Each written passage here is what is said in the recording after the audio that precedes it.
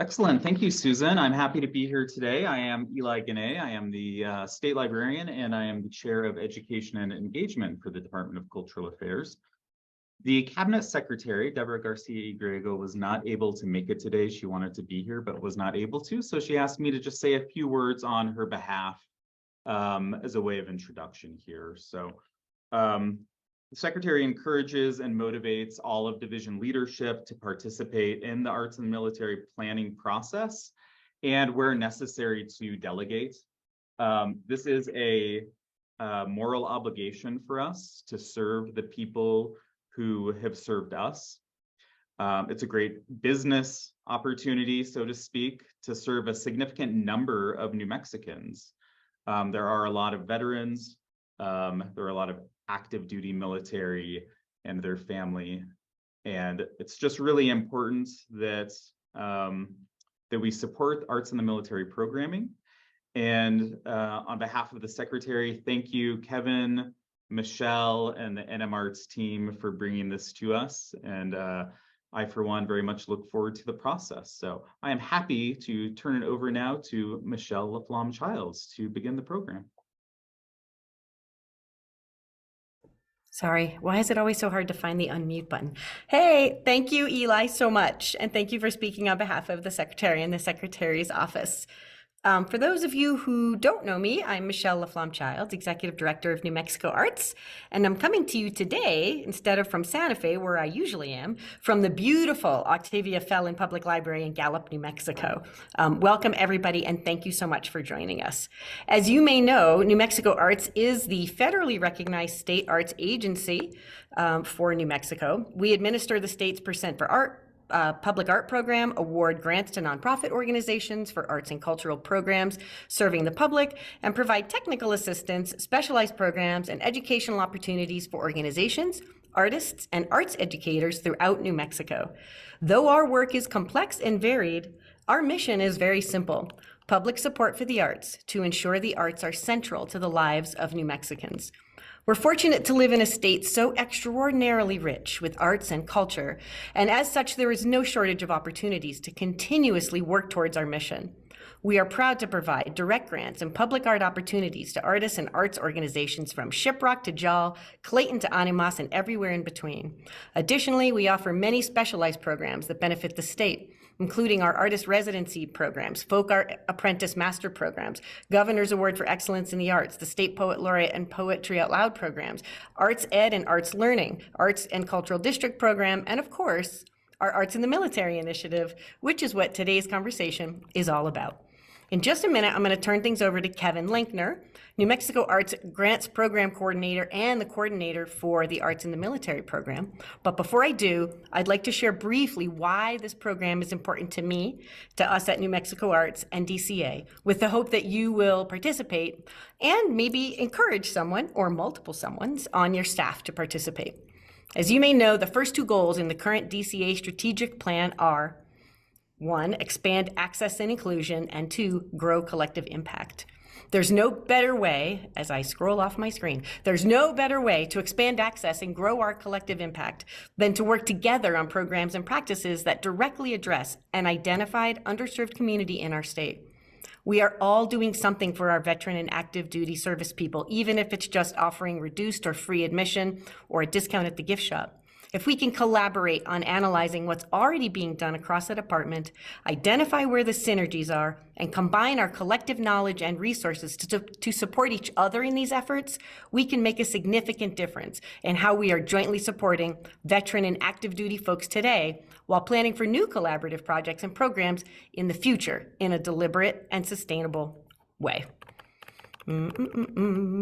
Those of you who saw my presentation with Patrick at the Division Directors Retreat last week know that collaboration and partnership are key strategies for New Mexico Arts, in addition to being a priority for the executive administration as a whole. This is an excellent opportunity for you and your divisions to jump on the collab train in a way that won't put too much added burden on you or your already overcapacity staff. This is literally the proverbial low-hanging fruit. With that, I am delighted to hand it over to Kevin to share more information about this important work. Thank you all again for joining us. Thank you, Michelle. Thank you, Eli. And thank you, Susan.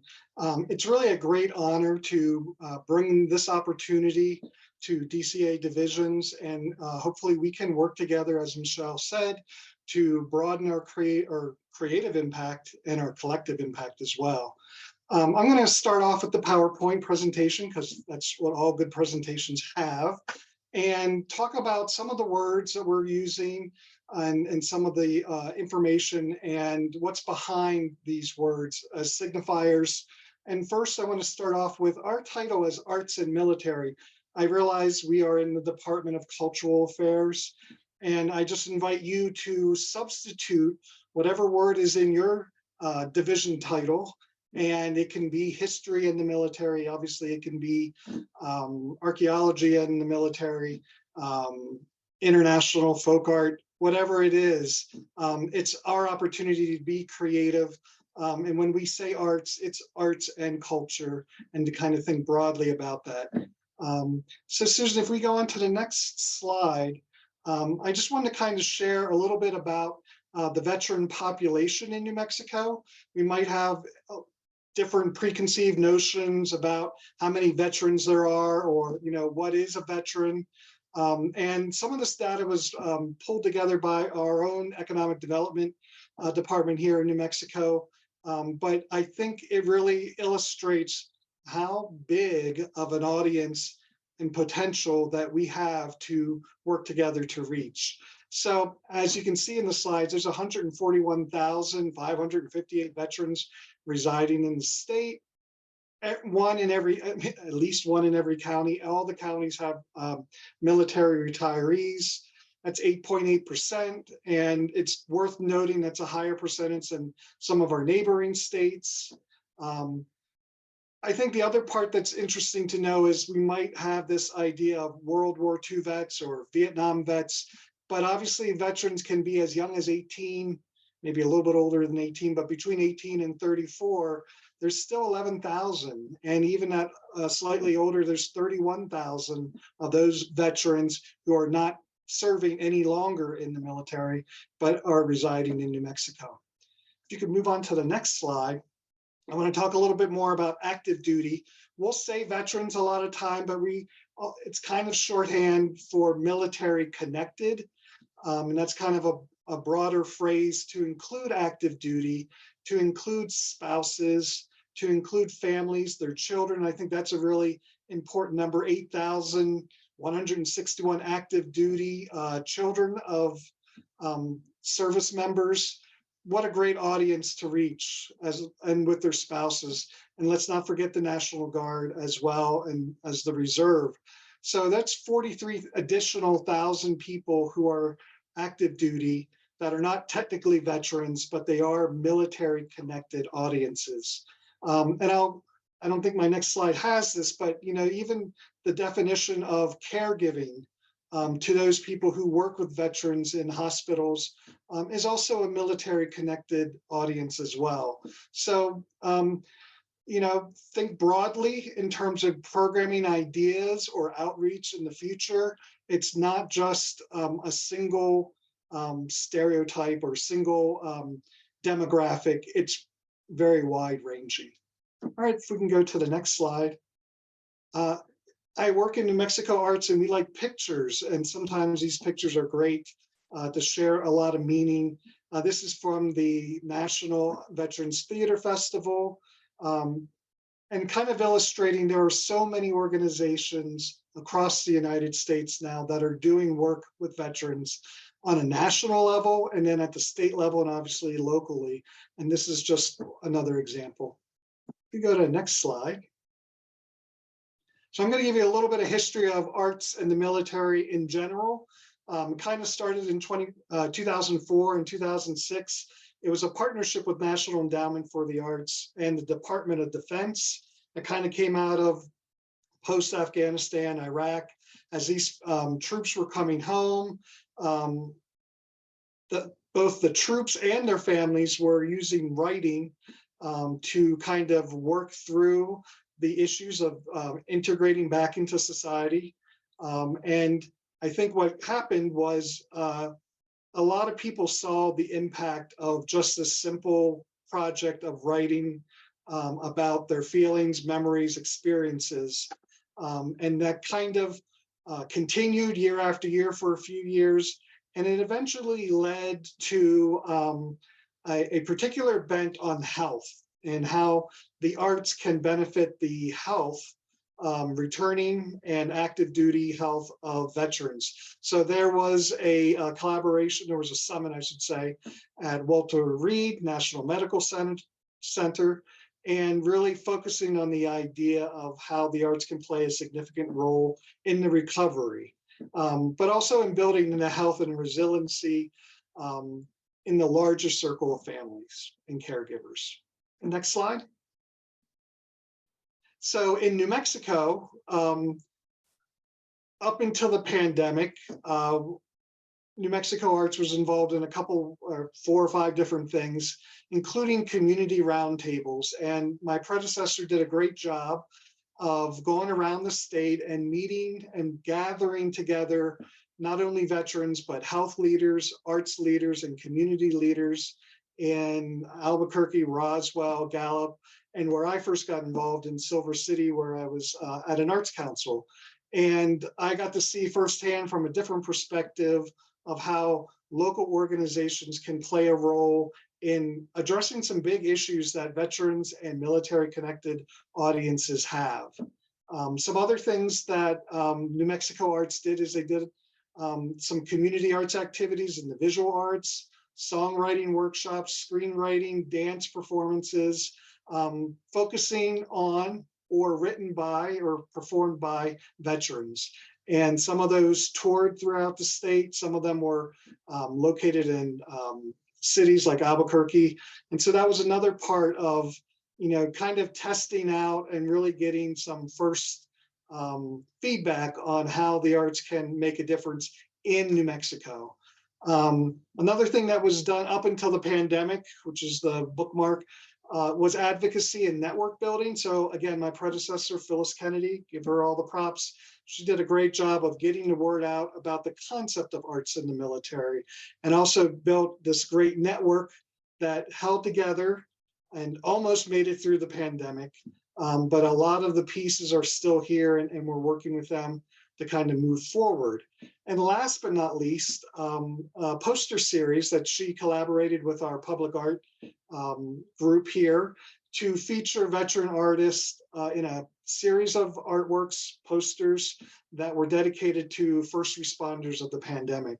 And that was sent out to hospitals, all the first responders as much as we could do, and really got out there to local arts councils. And again, it was just kind of another symbol, another sign of the positivity and the potential of when the arts can address with military connected audiences.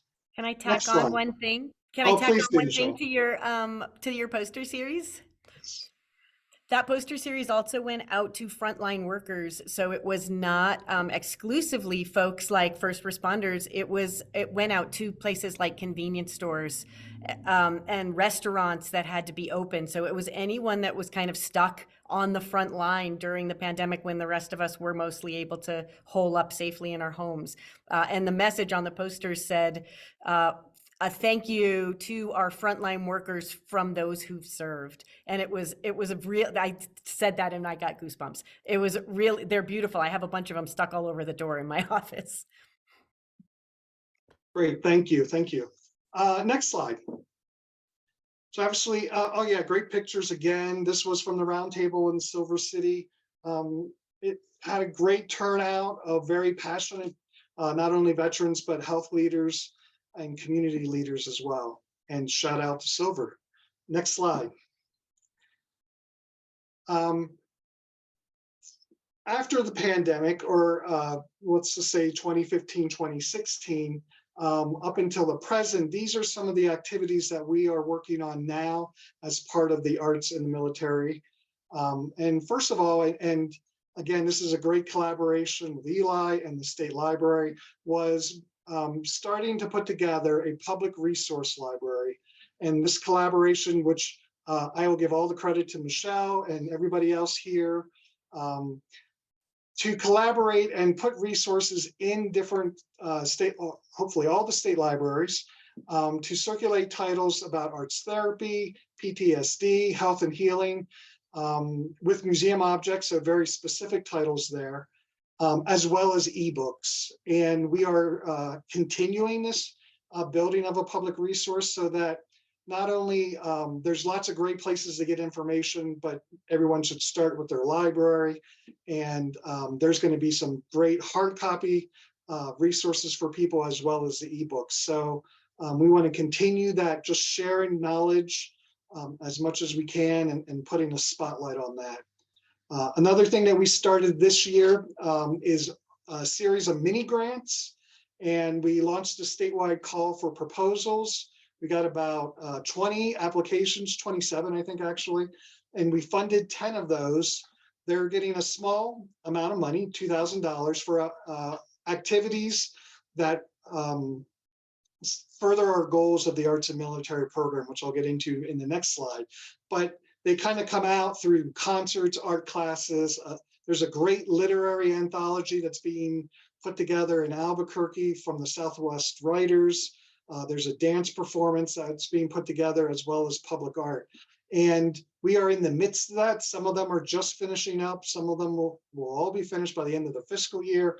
And we are going to be excited about sharing not only images and some of those tactile manifestations of this collaboration.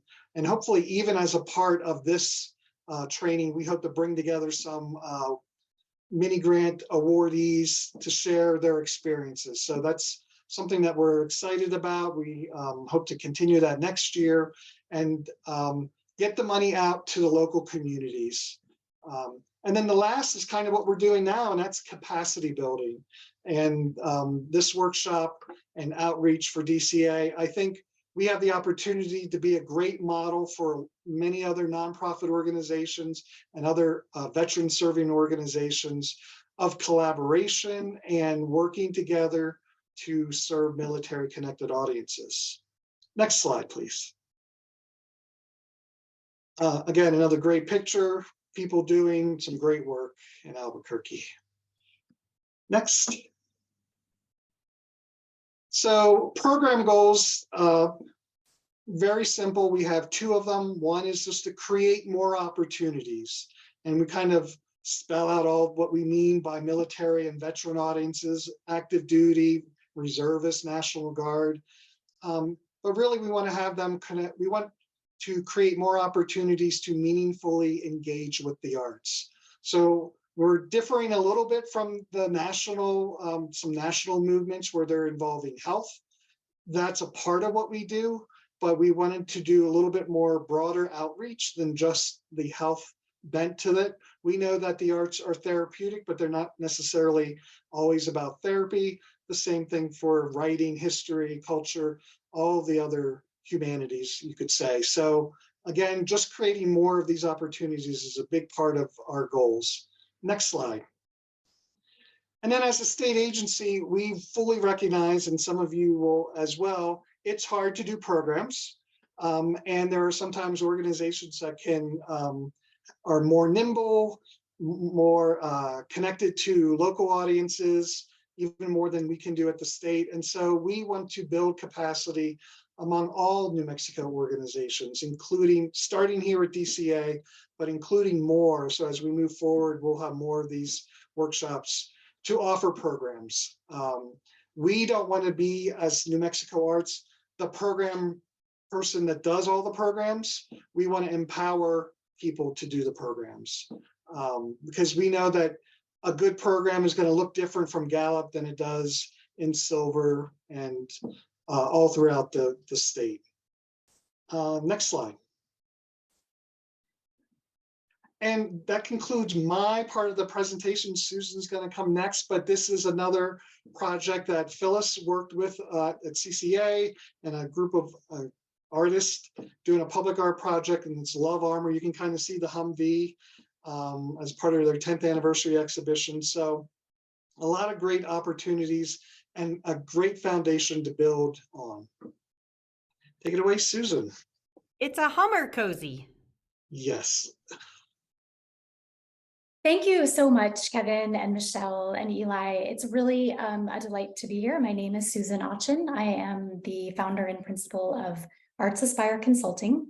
I work with public and private organizations to help catalyze change for the common good through the arts and culture. That means a lot of different things, but in this case, it means supporting the work of Kevin and his colleagues at New Mexico Arts to help design and implement this series of tactical planning workshops to bring folks together from the New Mexico Department of Cultural Affairs to really think about what, as Michelle said, are the low-hanging fruit that are possible to connect more with military-connected individuals and communities. So this is really putting out the welcome mat to everyone in the department and to explicitly say that everybody is welcome, from the leadership to everyone on the staff. We know that everyone plays a role in arts and cultural organizations to make the programs happen for constituents, and we want as many people as can participate to participate. So it is a big collective effort. What are they and when are they? Well, today we're having our kind of kickoff information meeting, and we're going to start next Friday, May 19th, with our first session, Designing Arts and Cultural Programming for Military Communities. I'll share a little bit more in detail on the next slide about what will be involved in that session. And then I'll note that we have two kind of planning sessions where we'll get into the nitty-gritty of actually designing a plan that will fit into the work that you do at your agency with your strategic plan and your capacities and your limitations, so that you can design for yourself what will be really meaningful next steps that you can take. And we'll do that over 2 planning sessions together online later on in June. And we're going to close this particular workshop series with an in-person meet and greet. So part of the opportunity in that Friday, June 23rd afternoon meeting is just to build fellowship, to be in connection with other people who are doing the work, maybe who you have met and shared ideas with during the online piece. And as Kevin mentioned earlier, to connect with some of the folks who are actually doing work in arts and culture and the military throughout the state of New Mexico, just to get a good idea of the inspiring things that are happening right now. Next steps for folks here. I want to encourage you all to check out the Arts Deployed resource. I know Kevin has sent hard copies out to everyone in the department. I know that there will be more available if anyone has not come across your desk, but this is a resource that was created by the Americans for the Arts organization. And specifically, I think pages 8 to 16 are some interesting pages to focus on between now and when we'll meet again next Friday. And also the appendices if you want to get a head start. Also want to encourage you to actually register for and attend next Friday's session. I'm going to drop that in the chat, but I'll do that when we get to the Q&A because I realize I'll have to stop sharing my screen in order to put that into the chat. But really it would be helpful, not required, but great to know who's coming if you would register in and attend that. I think I may have skipped an important slide, so bear with me here. I'm going to go back one. Yeah, I did. So we're just going back for one quick second here. Let me tell you a little bit about what to expect next Friday.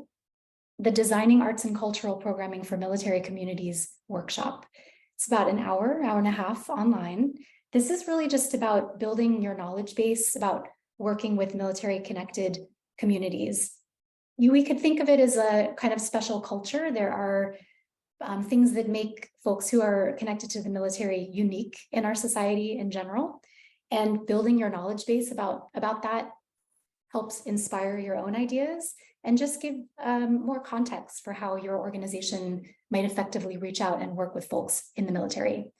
We'll also take the opportunity at that meeting next week to hear from a colleague at a different state arts agency who is a veteran, who is running some programs in arts and military, to give some more insight into, from a personal point of view, what all this might mean.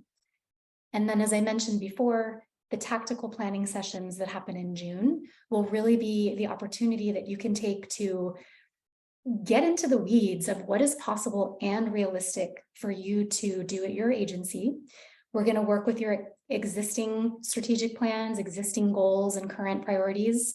We'll take the opportunity to give and receive some feedback with colleagues so that you know that you've got a support system of people in the wider department who are also working towards some of these goals.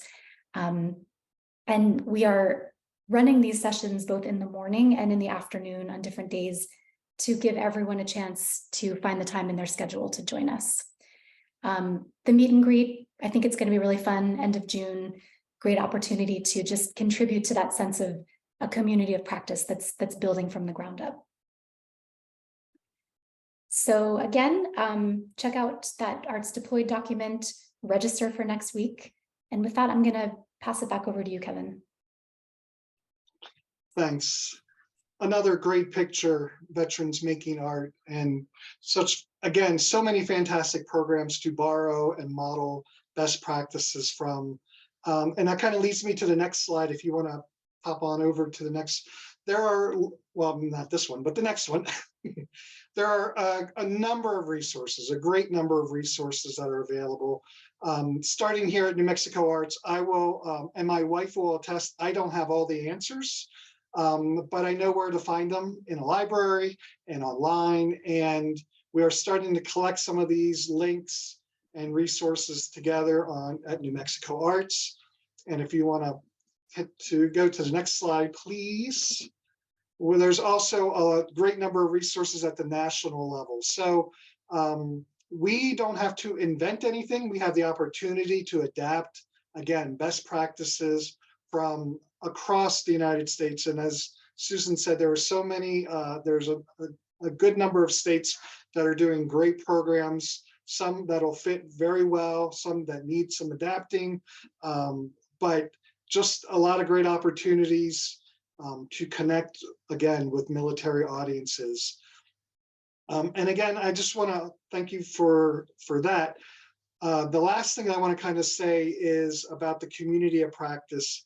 And what we mean by that is we are going to go through this series of workshops and hopefully reach as many people as we can at DCA. But we are also planning to have at least quarterly Zoom sessions, kind of like the DCA educators have. A great collective of knowledgeable people getting together. We, again, want to borrow best practices from them. So thank you, Eli, for having that great resource to focus on arts in the military. And so we want to support efforts beyond this series of workshops on a continuing basis and share great ideas, share things that aren't working, and really just kind of increase the knowledge pool. It's just fun and exciting work, and it's meaningful, and I think it's just a great opportunity to serve those who have served us.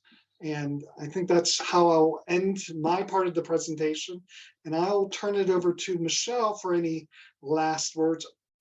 Contact information for me, I think a lot of people have seen it in a lot of places, but if anybody ever has questions, feel free to contact me via email, sometimes the phone, and great to chat more about this. But I want to turn it over to Michelle for the last words of today's presentation. Thank you, Kevin, and thank you, Susan, for helping us to sort of go down this road and make this kind of stuff happen. I wanted to encourage folks also to check out NEA's Creative Forces. That's the program that Kevin was talking about. And recently I was in Washington, D.C. With AFTA doing some advocacy, federal advocacy work for arts in New Mexico. And one of the things that I was advocating for were there is now potential partnerships with Veterans Affairs and the Department of Defense to do additional programming beyond what NEA has already done, which is essentially NEA has taken some of their own money, kind of the way New Mexico Arts is trying to get this rolling. It's a similar concept, but NEA initially took some of their own money to do the work that Kevin was talking about. Now Department of Defense and Veterans Affairs both are talking about ponying up money to increase that kind of programming, potentially in a grants way, that is something that we as a group or individual entities might be able to apply for to help support arts programming for military affiliated people. So it's really, really exciting. So check that out. And I want to say thanks for you all for joining. Thanks, I hope, for being excited about the possibilities. I mean, look at what that education group did over there. We have such a role model for how we can do something really great collaboratively, starting kind of small and really growing. So thank you all so much for participating, and I hope to see you next Friday. Before we wrap up, I'm going to stop sharing my screen and just see if anyone with us has any quick questions, and I'm going to pop into the chat also our registration link. Oh, I also forgot to say, yes, the next Friday is same BAT Zoom link. That's right.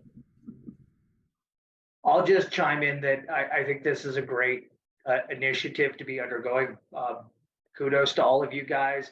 Obviously, OAS, or Office of Archaeological Studies, I shouldn't use abbreviations on a web thing that's going out as potentially a public file.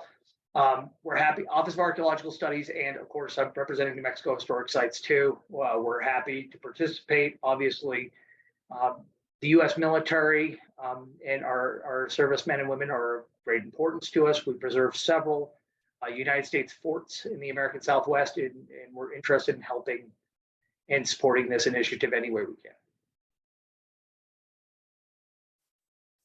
Great to hear from you, Matthew. Thanks for chiming in.